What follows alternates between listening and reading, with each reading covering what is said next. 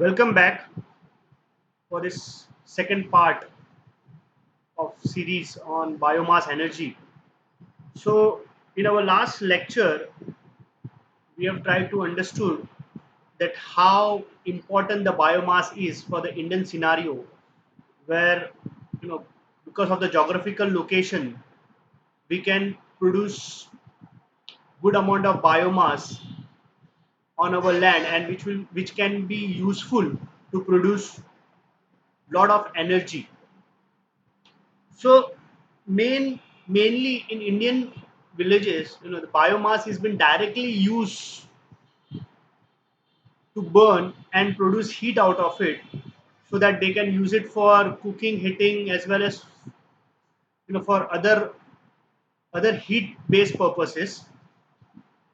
But in that, the efficiency of energy conversion from biomass to usable energy is very low. It is about 5%. So in that case, one has to also look into another effective way of converting biomass into a useful form of energy. So these are the main technologies that have been used, for the biomass conversion. So mainly, as I've told you, we cannot just take all biomass and burn it and produce energy. We have to take the residues of it, residues which are the waste is very, let's say, very underrated word to describe it. We say it's residue. Okay, so whatever the remains of biomass it, which we don't use it, we can use those biomass for energy conversion. So we take biomass residues and we can produce energy in three different ways. One is we can directly just combustion and use it for cooking and heating, and also for the electricity generation.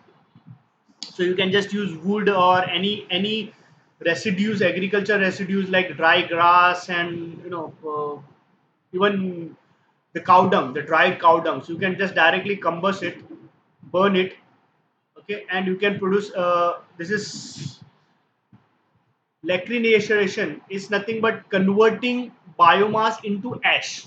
So it is actually nothing but you completely burn your biomass and convert it into ash, is the process called as lacrination. So you can directly use your biomass to combust it and to produce heat energy, which is later on used for cooking, heating, and also that the heat energy we can put it into our thermal power plants and use for electricity generation. You remember in solar thermal subject, we have covered one concentrated based Stirling engine.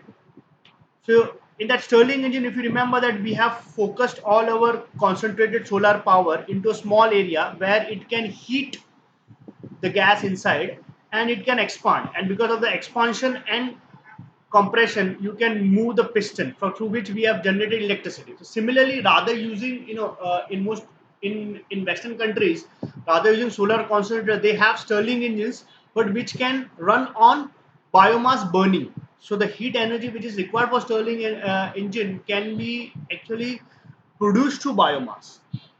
Okay, so it can be also used for electricity generation in that way. The other two processes, which is a thermochemical process and biochemical process.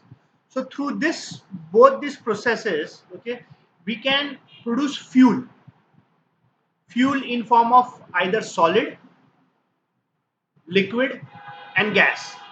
Solid can be in form of charcoal. Okay, basically carbon that we produce, and that because of the carbon can be burned at much higher temperatures, it is a very useful fuel for burning. So this we can produce solid charcoals. In form of gas, we can produce biogas, which is methane gas, which we even use for our cooking purposes. It can also produce cyan gas. Cyan gas is nothing but synthetic gas. Synthetic gas is a composed of hydrogen and carbon monoxide. So H2 and CO are very reactive gases, and it can be combust in a similar manner because both requires only one oxygen atoms to produce H2O in terms of using hydrogen, and CO2 while using carbon monoxide. So you see that the combustion of both the gases is the same. At the same time, sign gas or the producer gas is a very important precursor or very important starting material, okay, to produce many hydrocarbon based chemicals. So H2 and CO and methane are the form of fuels that this process can produce. In terms of liquid, it can produce ethanol, okay, which is called as bioethanol. At the same time, it can also produce bio oil, or what we call as this bio oil can be later converted into biodiesel. Okay, so it's a nothing but a replacement of the diesel that we use, or the oil that we use, but it is just produced through biomass. We all know that oils are basically generated from, like, our cooking oils are basically generated from our vegetable. For example, sunflower or groundnut, or even the rapeseed. So there are many form of biomass we already use in form of oil, so it can generate this bio oil. So both all these three form of fuels, solid, liquid and gas, can be produced by using these two processes. One is thermochemical processes, where you it's a mixture of temperature and chemical reaction. So you do certain chemical reaction at high temperature, that is a thermochemical process, while you have a biochemical process where you usually use biomolecules, okay, to do the chemical reactions. So biomolecules are in form of bacteria, yeast. You it's a basically what we call as converting milk into curd. So there it is a biochemical process where you use yeast, and that yeast actually do certain kind of reactions to convert your milk into yogurt. So similarly, you can also do fermentations by using biochemical processes. You just require bacteria for that. So fermentations can be done. There is anaerobic digestions, transesterifications. So these all three things can be done by using a bacteria, okay, a biomolecule. At the same time, thermochemical process, we need temperature for it. So these are different processes that have been done in thermochemical process, which is gasification and pyrolysis. Okay, so this is how we do temperature based chemical reaction. So we'll cover one by one very in detail. First, let's try to understand what are biomass residues. This slide, I think, sir, I have also showed in my last lecture, but I want to make it very clear that we just don't use any kind of biomass, or let's say the useful biomass, to convert into energy. We use the residues of it, okay, because residues also contains lot of hydrocarbons into it, and these hydrocarbons can be used to convert it into energy. So let's say, for example, in this biomass source, it is mainly we use is agriculture crops or the residues. Like, for example, there is a huge production of corn or even sugarcane. In that case, both these are very rich in glucose, and as I've told you in my last lecture, that glucose contains 6 carbon atoms, and because of that, it is the most energetic form of biomass. So glucose is a very important precursor or the starting material to produce bioethanol. Similarly, you can use sewage, like, even the urine contains a lot of ammonia, and this ammonia gas is very useful uh, material for many chemical productions. So you can use that sewage as well. There's multiple solid waste. Again, it contains even plastics. Plastics, we have a very big issue that how to handle plastic, but I will show you the processes where plastic can be easily be converted into a very useful fuel. Okay, it can either be converted into all three forms: gas, liquid, as well as the solid form, solid fuel, which can be reusable. So that's the reason the our government or many other countries, they have clearly mentioned that you have to separate the plastic from the other solid waste, so that you can recycle the plastics. Okay. Similarly, animal residues, cow dung, best biomass, which can be used for, you have seen the plants in the villages, where they use this kind of gobar gas plant. Okay, so it is nothing but they use cow dung and even the human extracts, which can be dumped into a ground and which can able to produce methane gas, and that methane gas can be directly used in our kitchen for cooking purposes. Then there are industrial residues, which where the industry which uses biomass as their main product to generate certain very useful things. For example, rubber, plastics, papers. They all use wood and other thing biomass to produce usable form of products. So which can be, the waste also contains a lot of hydrocarbons, which can be used as a source. Then we have also forest residues or forest crops, where, as I've told you, that even there are grass, certain kind of grass which are rich in glucose, and this grass, because it has been very freely available, we can use it to produce bioethanol of it. So it is basically nothing but the things that we don't use it in our general life. Those things can be utilized to produce biomass energy. So it's like generating energy from waste. Let's consider now, what the different way where we can able to generate energy. The first one is direct combustion, which is the most simplest way to convert energy, that even every one of us has been doing it. In direct combustion, you just take a biomass and you just burn it in presence of air, which can produce heat and byproduct and ash. So this heat energy can be used for heating purposes, for space heating, for cooling, for power generations, for cooking. Different processes, even in industries where heat is required, even those places this kind of biomass have been burned. So it is. But the problem here is that it has a very low efficiency. I've told you that when you burn a biomass in air, most of the heat that is being generated, only the 5% of it is being utilized for the energy purposes. And the complete combustion of the biomass into ash is called, you know uh, liquefaction, but I think so the spelling has been mistaken here. Okay. However, if biomass energy by combustion is used in cogeneration with conventional fuels, then then it is very useful. Like for example, if we just mixed petrol with bioethanol, okay, and we combust it, then it is very useful, because you are saving a lot of money as well. So when you or you can use coal with wood, for example, in your thermal power plant. In that case, you can also have a combination of both, will reduce a lot of amount of money, and you will also generate less amount of carbon dioxide emission, because wood, when it burns, produce less carbon dioxide as compared to coal. So in that way you can compromise between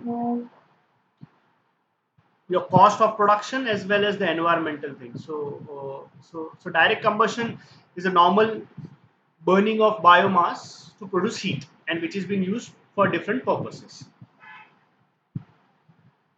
Now let's look at the thermochemical processes. There are, as I've told you, there are two kind of main thermochemical processes. One is combustion and gasification, and other one is pyrolysis.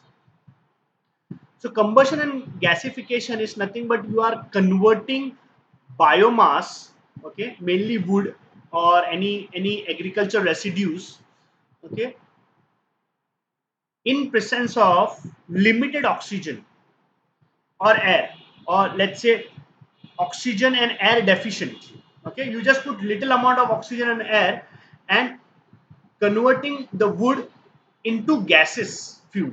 Okay, mainly H2 and CO. Also, there is production of methane and N2, but the main gas that has been produced through this process is hydrogen and carbon monoxide, which is called as synthetic gas, or it is also called as producer gas. So these are the two main products that have been produced by the process combustion and gasification, okay, in which we just heat biomass at high temperature in limited amount of oxygen and air. Okay, this will convert my biomass into gases such as H2 and CO. So actually this doesn't just happen in a directly heating it. Okay, there are certain processes which one has to understand. So there are actually 5 processes through which this biomass is converted into your gas form. So the first one is drying. So you use biomass, okay, because biomass, the problem with biomass is that 60 to 70% of a biomass contains water. Okay, even we as a biomass, if you see our bodies, in our body contains 70% is water. So that means that that water has to be released. So it has to be dried first. So even if you take any for example, any vegetable waste or fruit waste, if you can just take a banana peels or some orange peels, you can just keep it in the sunlight, and after few days you will see that it is completely contracted into a very small amount. So you can see that all the water vapor from this biomass has been released. Okay, so so that process has to be done. So first there is a drying of this biomass, so where all the water molecules is been released at 100 to 150 degrees centigrade. So this dried biomass is then put at temperature of 200 to 500 degrees centigrade in a process called pyrolysis. Pyrolysis is nothing but heating the dried biomass, okay, in absence of air. There is no air at all, so there is no oxygen at all in that case. Okay, so you just heat your biomass at a temperature in a range of 200 to 500 degrees centigrade in absence of air, and because of the absence of air, you convert this dried biomass into two products. One is your charcoal. Okay, charcoal, as you know that even if you like burn a wood in absence of air, you can convert wood into charcoal. Similarly is the similar case here. So you burn your dried biomass to convert into charcoal. Charcoal is of just another form of coal, but since coal is been produced by through billion of years, and it is called fossil fuel, so we say that is as a coal, while here it has been converted in a very short period of time from biomass. We call this as a charcoal. More or less the properties are same, only the carbon contains varies in both the cases. Okay, so it's a pure form of carbon. Then we also have another byproduct which is called tar gases. Tar gases is nothing but a very volatile molecule, okay, gas molecules composed of C, which is carbon, H, hydrogen, and oxygen. Okay, so you know that all your biomass is mainly composed of carbohydrate, which is CHO2. Okay, so in that case, the tar gases, which is not firmly attached with carbon, is been released, okay, in form of gas molecules composed uh, of these three elements, C, H, and O. So it is, we cannot exactly tell you that how what is the composition of this molecule, but it can be random depending upon what biomass it is being used. But these molecules are very volatile. Okay, it is very reactive. So after going through pyrolysis, which is heating the dried biomass in absence of air, you produce charcoal and tar gases. Later on, both this product is been heated at much higher temperatures, at about between 800 to 1200 degrees Celsius, where the other two processes called as combustion and cracking take place. And during this process, you deliberately include air into this process. Okay, you can see the air has been included in this process, and also water vapor, which has been included through air. So combustion, among this all five processes, combustion is one process which is exothermic. Okay, and because of this exothermic nature, it releases heat, and the same heat is actually used to run all these processes. So you once you give your initial temperatures, once you start combustion, okay, then you don't need to give the extra heat to the process. The heat that has been produced from combustion has been utilized to run all the other processes. So it is self contained process. Okay, so combustion, what it does is nothing but you actually use air which will react or which will combust with tar gases. As I've told you, the tar gases is very volatile and it is combustible, so it combusts with air, okay, to produce water and CO2. Okay, so you are actually nothing but in this process, you are not only combusting it, but you are cracking it. Cracking means you are actually splitting my tar gases to produce water and CO2. So it is nothing but actually it is combustion process. As you know that most of the combustion process use either produce CO2 or water vapor. Okay. So even in this, you just heat tar gases at high temperature so that you can crack it down and convert it into H2O and CO2. At the same time, since you are heating charcoal at very high temperature, so you are converting charcoal into very reactive charcoal. It is reactive. Why? Because in the next process it is very useful. So the surface of this charcoal is now very reactive. It can react with any gas molecules which comes near to it because it is heated at very high temperatures. Okay, so that means in this third and fourth processes, you are converting tar gas or you are combusting tar gas, which is producing heat. Okay, and that heat is being utilized to run all the other processes. At the same time, it is also cracking my tar gas, okay, to produce H2O and CO2. At the same time, it also converts my charcoal, the normal charcoal, into hot reactive charcoal, okay, which is at very high temperatures, and any gas will react on this surface. In the fifth process, it is called reduction. Reduction is exactly opposite of combustion. Okay, combustion is where you mix your any gas and you combine with oxygen, okay, so that the heat is released. While in reduction, okay, you strip the oxygen or you remove the oxygen from any molecules. In this case, it is water and CO2. So you remove oxygen from both this and you produce gas. So in this case, reduction is take place on a hot reactive charcoal. As I've told you that this charcoal is very reactive.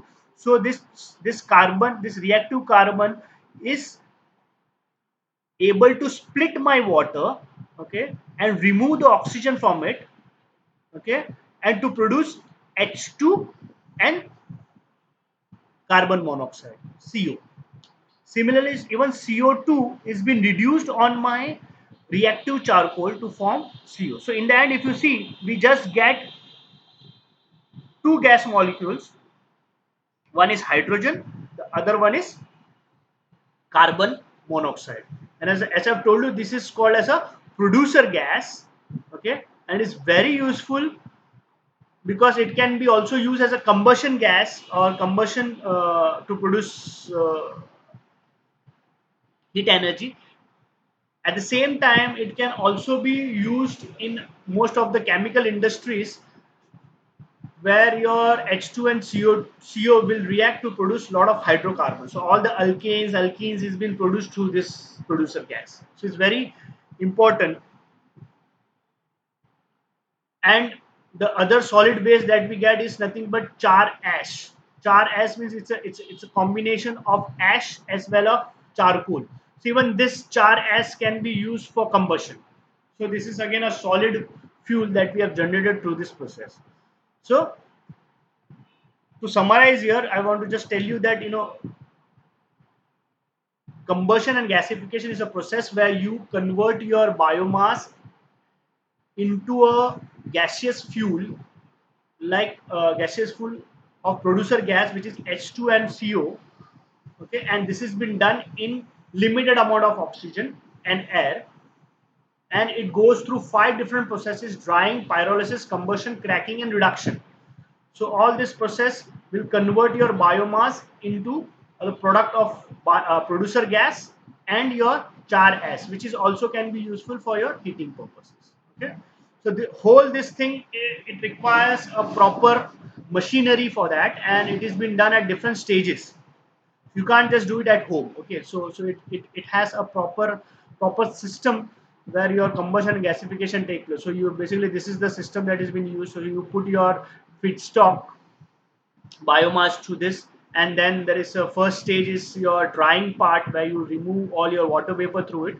So your water vapor is removed through this exhaust out, and then you convert, then you use a pyrolysis, where it has been done in absence of air, pyrolysis process, and this pyrolysis will produce my charcoal and tar gases, which is been combust and cracked by introducing air. You can see the air has been introduced here. So this all combustion process take place here, and this combustion process will produce heat, and this heat is being supplied to uh, all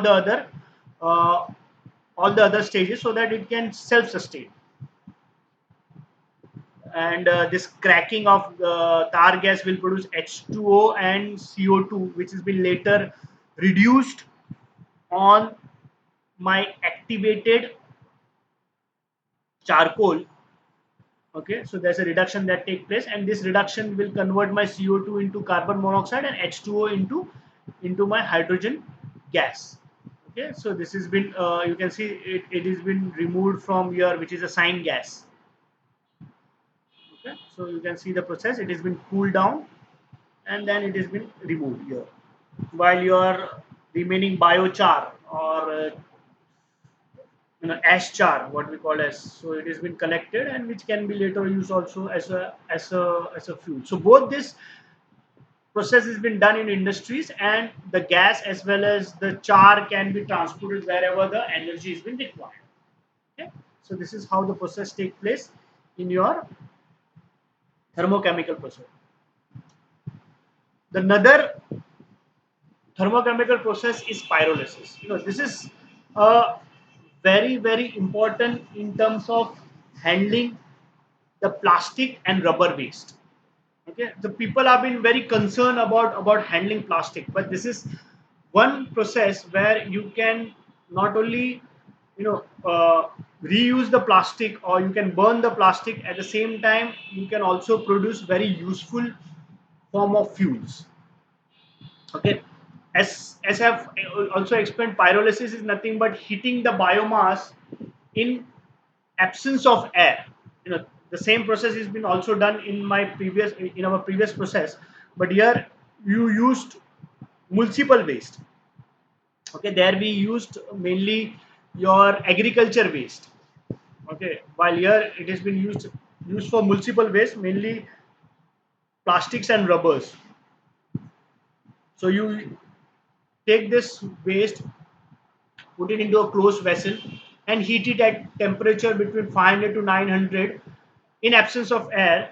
And depending upon the temperature range that you use, you can produce all the three form of fuels, which is solid, liquid, and gases. Okay, so in this process, if you uh, use temperature of about 500 degrees centigrade, and you use a very slow heating rate, in that case you can convert waste into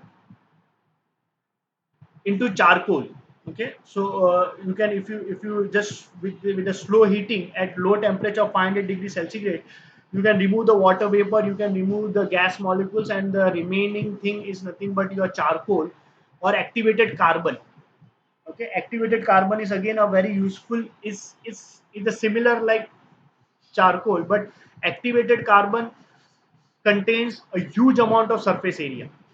Okay, it's very light and it's very porous, so it can burn very easily. At the same time, it can also be very useful for other manufacturing units like carbon fibers and carbon nanotubes and other things. You can produce to this activated carbon. It is very useful for even research purposes.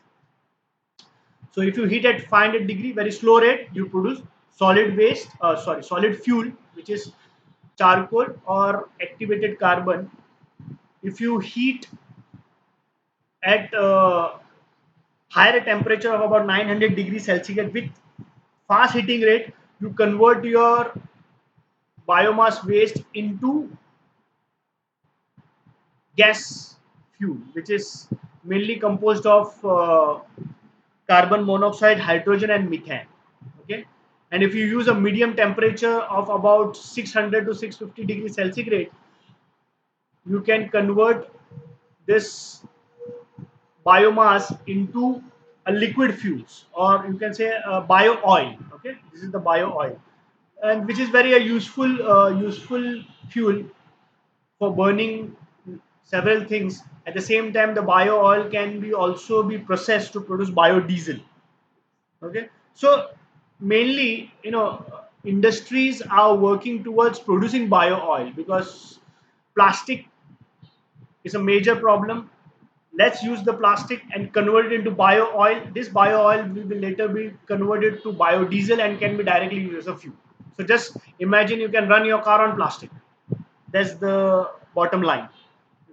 So mainly industry focus on is on converting biomass into bio oil at medium temperature about 600 to 650 degrees centigrade in absence of air, and it can produce bio oil. The problem is that the since plastic is very light, so you need tons and tons of plastic, many a times to produce a very few liters of bio oil. Okay, so you require a lot of space, lot of big vessels to build these industries, but it's very useful, if you just consider, and it has to be very close because it's very important that the byproduct that is been released during the burning of plastic can cause cancer, so it has to be handled in a very safe manner. The gas has to be collected and reuse it because these are very volatile gases and it can be used it for heating as well. And so, unless and until it is converted into CO2, you don't release it into air. That's a very important criteria that one has to understand this. Okay, so we'll cover biochemical process in our next part. Okay, so meantime, thank you.